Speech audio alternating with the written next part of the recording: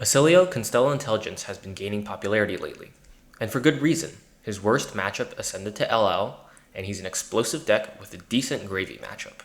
With the recent ban and restricted hitting both Gravy and Slippy, I think it's the Lightning Wizard's time to shine.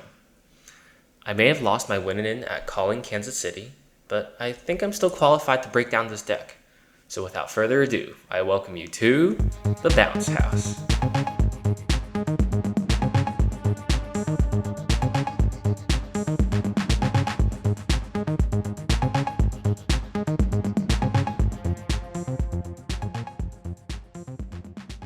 The namesake card for this deck is Gone in a Flash. This card's unique effect allows you to deal damage and then return it to hand for future use. In combination with Lightning Greaves and a hand full of instants, this card enables a combo turn like no other deck in Flesh and Blood. Lightning Greaves' effect means that the instant you use to bounce Gone in a Flash also refunds your action point, which lets you replay Gone multiple times in one turn. Old Knocker is here just to activate Boots, so usually you don't even have to pitch a card on the combo turn. My list also plays Tunic. Whether it's actually needed for slower matchups is up for debate, so feel free to cut it for sideboarding or budget reasons. Now to the weapon, Volzar.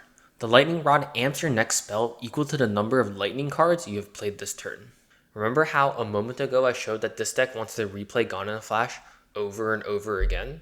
If you also have an arcane damage source on your combo turn, the damage output is wild. Volzar is a great representation of what this deck's turn-to-turn wants to be.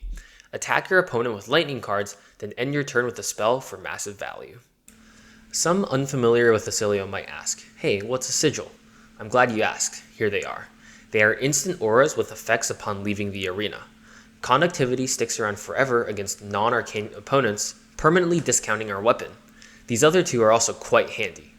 And this leads us into the rest of our equipment, being Flash of Brilliance and Aether Bindings of the Third Age. The arm piece lets you buff a spell on a turn when sigils are leaving the arena. The headpiece is often used in conjunction with Sigil of Brilliance to draw an extra card, but can also bounce lightning or conductivity if go again is needed in a pinch.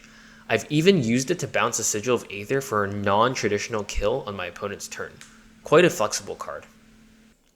Now to the rest of the main deck. A natural segue while we're on the topic of sigils is Blast to Oblivion.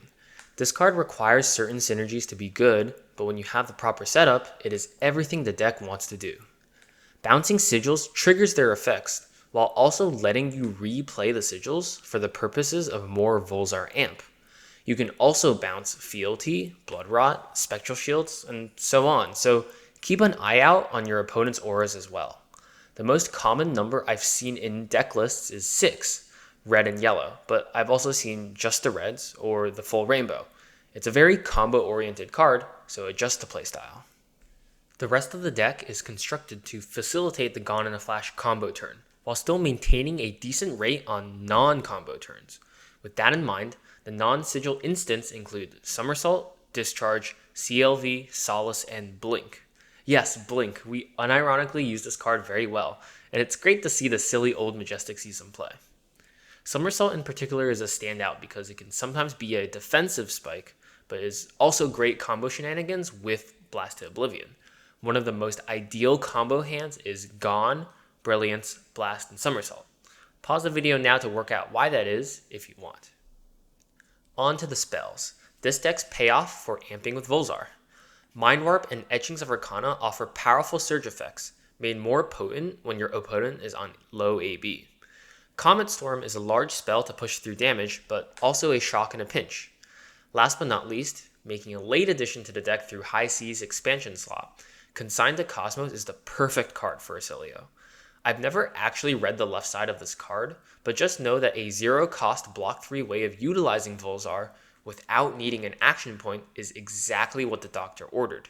Astute viewers will notice that I didn't put Consign in the non-sigil instant category, but I wanted to group it here for the purposes of categorizing our arcane damage. Rounding out the rest of the main deck are Flittering Charge and Current Funnel. Flittering simply synergizes with the whole deck while being the classic 0 for 4 rate. Current Funnel enables some pseudo combo hands with the right setups, and the floor is a blue block 3, so it warrants inclusion as well. It's a card that can do many cute things that I'm not going to get into right now, but here's a simple example to think about. These two aren't the perfect cards to draw on a combo turn, but they're still lightning, so they always discard to your hat if needed. The sideboard is very flexible, and so I'm just showing my setup for calling Kansas City as a snapshot and example of what you can do. These 9 came in most of the time as the default aggressive configuration of the deck. In general, if my opponent didn't have on-hits that I cared about, this is what I ran. This next highlighted section here is my defensive configuration, particularly for Slippy. Of course, Snag is a bit outdated now that Bonds of Agony is banned, so feel free to play around with the sideboard space even more. Rounding this out is Burn Bear, great for Prism and slower decks like Verdance and Florian, Cap of Quick Thinking for Syndra, and Shock Charmers for Kano. I've included this list as an example in the description. I think the main board is fairly stock, but go as wild with the sideboard as you'd like. And now that I've covered all the cards in the deck, we move on to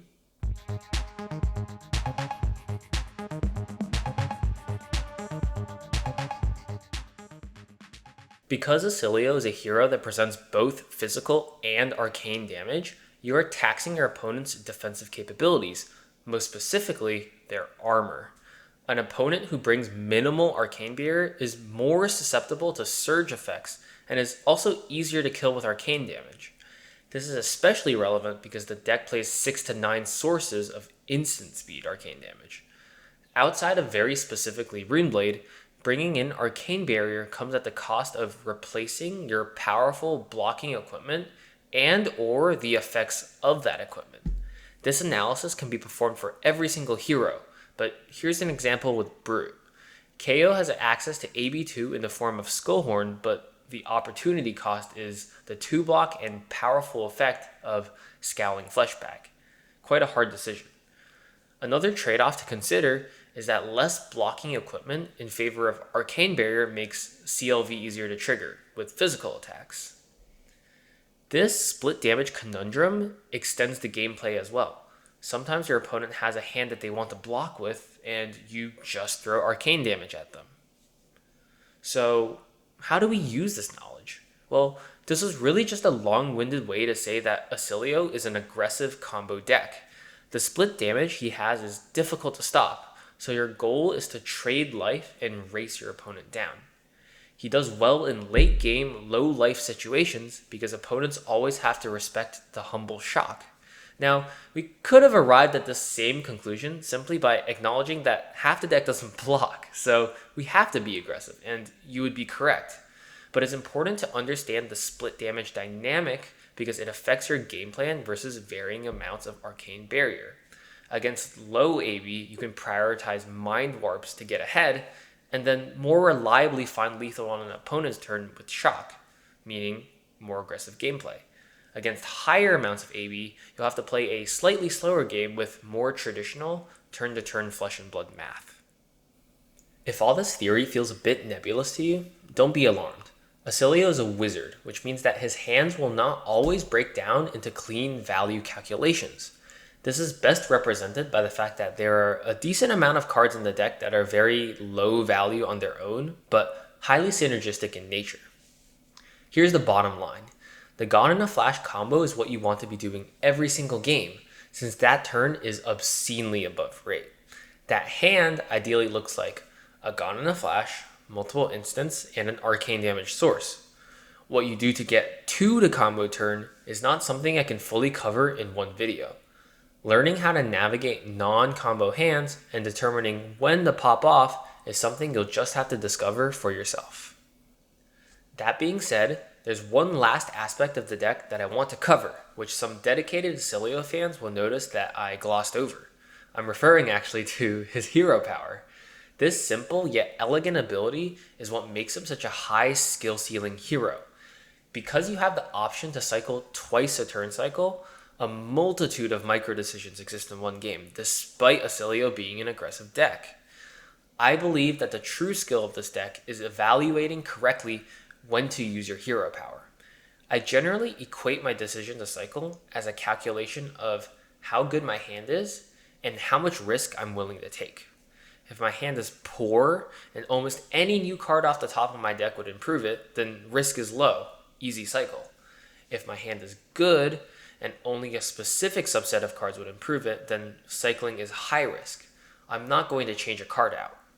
Of course, context will change where your threshold of risk lies. Here's an example. I have an average combo hand that attacks with Gone in a Flash 5 times. If I am comfortably winning, then there's no need to risk cycling and drawing into something worse. But if I'm on the back foot, then I'm willing to take more risk because I need to find an arcane damage source to win. In general, I cycle aggressively if I need to find Gone in a Flash or if I'm losing and I need to find a specific out. If I'm winning, then I cycle less aggressively. Of course, there's other considerations as well. Cycling when you need to find blocking cards to block, trying not to cycle Comet Storm into fatigue situations, etc. There's a lot of nuanced disability, and I love that it arises from such a simple line of text. And that's all. Thank you for listening to me ramble on about Oscilio for so long, and I hope you enjoy your time with the deck. Happy blasting!